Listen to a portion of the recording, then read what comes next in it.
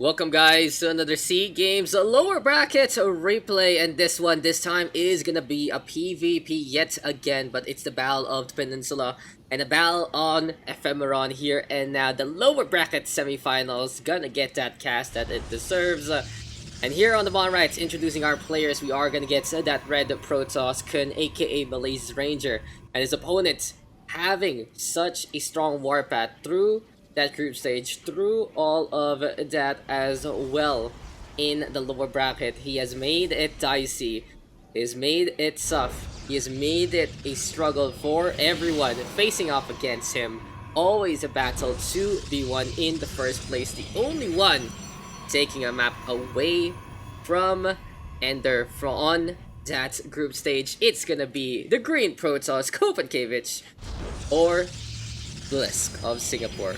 Kubankovic. It's been a while since we had to say this name, and the last time we had to say this name was in the broadcast, but at least this time we can just keep on with the alias. Blysk gonna be on this green Protoss PvP action yet again. Double gateways, of course, to start things off, prevent any kind of cheese from happening in this matchup. So anyway guys, Ranger versus Blysk, gonna be another solid PvP here and now. So Blysk beating his fellow countryman Lobo on that lower bracket round number 2. In the meantime, Ranger just coming in from that previous one against Quantal. So Indonesia now out of the race, but let's see if Malaysia or Singapore can move on into this one. Interesting enough, Ranger gonna go for a proxy pylon all the way on the right hand side. It is just gonna be potentially for any hidden tech structures, a Stargate, or even a Dark Shrine out of nowhere to surprise his opponent. In the meantime, here we go with Blysk setting things up standard. He will go for the cybernetic score. Nothing out of the norm as of yet. But as I was saying guys, Blysk really has shown a lot of promise yet again here in the SEA Games. Has always been a long time veteran, that's for sure. He has been in, around, and all about the scene, playing in the likes of the SEA region as well as AU. Always going to be a contender in WCS, and that's always really been a contender in the Singaporean as well as the whole regional scene. But the thing about the Singapore scene is, for me, I think that they are pretty evenly matched in many aspects. But as you can see in Nation Wars, that Blysk was their ace player. Even though he didn't really win any maps in their group stage, he was the one that they relied on for those last matchups. And you can see that's so much trust here for Mr. Kubankovic from that small little nation. But anyway, here go with Blysk, setting up that shield battery in behind Ranger in the meantime, allowing that pylon to be built, so any kind of probes going for the expedition will take a while. It will be the twin stalker, triple stalker actually here and now from Blysk. So might be edging into mech play, but no, it is gonna be Stargate instead to start things off here for Blysk. That Phoenix is gonna be so potent if he gets a few more of that ones. Graviton Beam gonna be very effective to lift things up, and a soft caster honestly to the upcoming Robo facility. So something about the Phoenix, it is not gonna be any direct damage, it is more of utility, so you need to have a strong ground game alongside it to actually win out in matchups to begin with. But anyway, Warp Gate right now gonna be researched up by both players. And here we go with some more Stalkers. It seems like Ranger gonna be putting out the immediate ground game versatility, and that sentry on the offset. The Stalkers right now for Blysk though, gonna be looking to take care of that natural good lift onto one. Where's the focus fire? Looking for a target instead, trying to play up the ramp. And defender's advantage here and now for Ranger. He's going to be able to get 2 of those Stalkers, looking for a force field, doesn't get it. But now 2 Phoenixes up in the air, and every single time you go for a Phoenix, it is going to be more DPS going in the air. 1 Graviton Beam will be enough. And the thing about the Phoenix is they're very good at getting those snipes because they're quite tanky, honestly, against Stalkers. These are light aircraft, so basically the Stalkers will take a lot longer to get those takedowns. And every single time they get the Graviton Beam on, they will disable whatever gets lifted. So good snipe there from Blysk. He is going to go for the natural, hampering Ranger and all his antics. But Ranger right now ahead in that worker count, looking to play the economic game over, trying to go for the army. But this time, he is going to invest some gas, go for some more sentries. He wants to be able to protect that ground with that Garden Shield. At the same time, Force Field is going to be so potent, because now he knows that since the Phoenixes are up in the air. They are going to go for the Graviton Beam in behind. So every single time he gets a force field, that's absolutely clutch. This forces the ground forces to be on the backside instead. And this time, now it's going to be the probes under duress. Good hampers here from Blysk. It really is going to be pressure coming in from that green Protoss. In the meantime, interesting enough, Ranger not going for any of those adepts. He is going to go for the Observer instead. And he is feeling a little wary right now as we do see the Robo Facility as well as an upcoming gateway here for Blysk.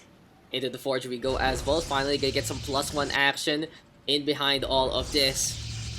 But still, the Phoenixes are just flying on in yet again, looking for a target. These things are quite speedy, and they have enough energy for that one. We'll get the snipe and we'll back on out. So basically, Blysk, just being a pest, he's only committing like 1, maybe even 2 of these Phoenixes for the Graviton Beam.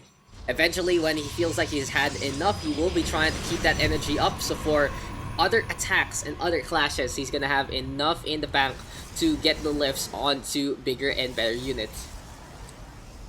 Now this is gonna be a little bit of a pickle here for a Ranger. He is gonna go for Charge Lot instead, and he is gonna be going into that Immortal. No Disruptors this time. He knows that since they're early Phoenixes, it's gonna be a lot easier here and now for Blysk to get the lift on to begin with. So though, the Observer gonna be spotting things out. Does Blysk see the Observer as well? Yes, it is. And goodbye, Vision. Ranger, in the meantime, sending in those Twin Adepts, has been absolutely clutch with these to begin with. Immortal though gonna spot things out, and into the middle line we go, but the Shield Battery already in position. Beautiful surround here from Blysk.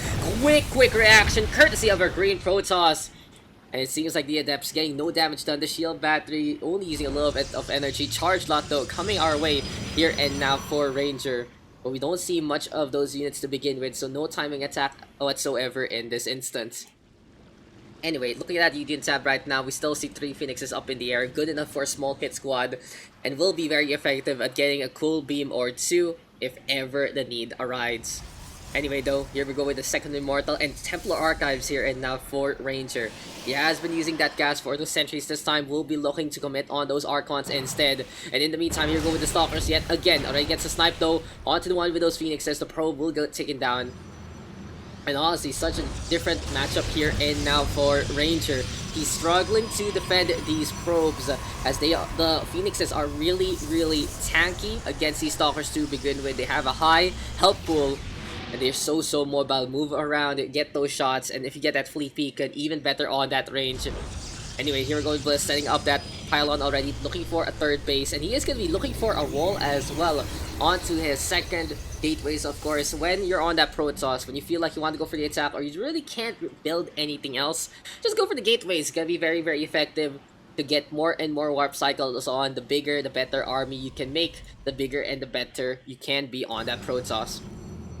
Anyway, here we go, Blysk. He's going to be having that Warp Prism as well. High Templar in behind, immediately turning them into Archons. So basically a mirror matchup in this instance. But the Phoenixes might be the game changer here. In terms of the Immortal count though, it's 3 Immortals here for Blysk compared to 1 only. But in terms of the upgrades, the Charge Lot might make a difference if the sentries can't get the Force Fields in time. Anyway though, here we go, this one probe. The probe is really trying, man, and it's gonna be the Zealot going for the push. But does Blysk spot that Ranger? Exposing the charge already by the 8-minute mark. In the meantime, Blysk hesitating just a little bit, looking to regroup and looking to potentially defend this third from any upcoming attack. Never mind though, he is gonna go for the push instead. And he might be waiting on for that +2 to show on up as soon as he comes down, that as well as that Charge Lot. It'll be very effective at evening out the fight and even making Blysk ahead in terms of that damage potential. Still though, Ranger trying to stay ahead in that army count, looking for a third. Warp Prism gonna be doing the same. More Archons coming our way, and it might be the final countdown for this game number 1 penultimate clash. As these two Titans, these two armies looking to go for the fight anytime soon. Another snipe here and now potentially on the Zealot. It seems like the army has just decided to give up on the guy. We'll get that takedown there, and then in the meantime though, here we go still with Blysk. Slowly but surely building up his army, trying to not float any minerals or gas whatsoever. And the cash flow is going on, but Blysk knows as soon as those upgrades pops, it's time to go for the engagement. Ranger in the meantime gets the kill already onto the 2 Phoenixes, and we'll look for the engagement here and now. I guess he is going to be hesitating, and honestly could have been an opening there for our Malaysia player. Will this be regrets later on? Only time will tell. As here we go, Blysk not paying attention, will be a little late to that reaction. In the meantime, Ranger looking for the focus fire already, but as soon as this +2 pops, it might be advantage here and now for Ranger. Blysk in the meantime going for another warp cycle. Here we go with the micro, keeping the Archons alive, and both sides looking evenly matched, but this time here we go with the hard push from Blysk's units. Archons though still falling in the forefront. Ranger in the meantime trying to send reinforcements, trying as hard as he can with that micro, but the Immortals packing too much of a punch, and that +2 showing up out of nowhere. Blysk doesn't even need to go for the micro. He doesn't even need to be early on the reaction. He's like, I have the advantage. I know I'm gonna get it. I know I'm gonna get it now. And just goes to show, when you are already in position, it doesn't matter how your actions are gonna be. It seems like Blysk a little too busy on that macro to begin with, but here we go right now with that warp gate, getting Chrono boosted out. Still though, this might be an opportunity here for Ranger. If he can bridge the gap on that +2, he might look for a opportunity to actually get the attack. But this goes to show Blysk really understanding when to push out to begin with and when to actually engage Ranger in the meantime. Had the right idea, looking for the opportunity to get some kills there and then, but it just wasn't enough as soon as that +2 popped. And honestly, a scary RB here and now from Blysk. He is going to be behind that with the RB counts. Ranger forced to use another set of warp cycles. And the real question is the Chrono Boost going on to those warp gates? Seems like it is, but now the Forge gonna get more or less that benefit. And the Templar Archives are in behind. We are gonna get that Robo Bay here and now from Blysk as well. In the meantime though, Ranger looking for a drop play yet again has been one of his standards to begin with. Still though, the Zealot is just really angry against this pylon. First it was the Probe, second it was the Zealot, and this time, oh surprise, surprise, it's gonna be Zealots onto that natural. But the Warp Prism drop not really panning out here and now for Blysk. Ranger on it already, sending in those 4 Zealots. But maybe onto the main base gonna be more effective already. We are gonna see a few Zealots warped in here and now by Ranger. In the meantime, the Archon's in behind, but it seems like the army is already on it. Both sides trying to go for the drop play as much as possible. Into the main base we go. Can anything snipe this? Robo Facility though going for that Disruptor, and that is gonna be Blysk knowing he has the advantage with those units because there's no Stargate tech as of yet here and now for Ranger. In the meantime, not really the best drop by at this point because there's so few minerals in that main base. So anyway, it becomes a race of the +3 here and now for both of our players. Ranger a little ahead of that one, but as I was saying, this is gonna be the big balls of fury, courtesy of Blysk, that might be the show. So he has the advantage on the Immortal count yet again. Archons in the meantime for Ranger, but he has sent to go for the attack with that Warp Prism. The Warp Prism trying to get sniped down. Oh no, the Stalker gonna be able to get that shot, and the recall too late! That is a huge hit there on the Ranger's army, and honestly, that is going to be so potent to begin with. In the meantime, we see a number of probes dying along the way. It's going to be Zealots fighting for their lives using the funnel. High Templar actually trying to go for the auto attack. And Ranger deciding, okay, I'm going to back on out. I'm a little afraid of what's coming my way. Did he actually see those disruptors to begin with? And how can you respond in kind? It seems like when the rich want to get richer, we are going to see the Robo Facility second first here for Ranger, Robo Bay at the same time. And honestly, this is one of, you could say this is one of the best matchups that Blysk can get PvP. He was able to beat his fellow countryman Lobo on that round 2. He beat Nux on round 1. But since the Singaporean scene is filled with Protoss players to begin with, you would say that internal scrims, you're going to be able to play against this race a lot more than anything else. But as I've seen from Blysk, he is solid sure in the PvP, but he's also very solid in that PvZ. For me, you would say like, oh, Blysk not really the best at PvT. That's not really his strongest suit. But this time he has that advantage. He has the whole field basically in this matchup, and he is looking to punish Ranger as much as possible. So Blysk gonna go for that charge on to those Zealots. And in the meantime, Ranger gonna be sending his own hit squad. We are gonna get Blink Stalker here and now for our green Protoss. And we are coming into the end game, perhaps into the late game. Beautiful warp in actually gets in the way.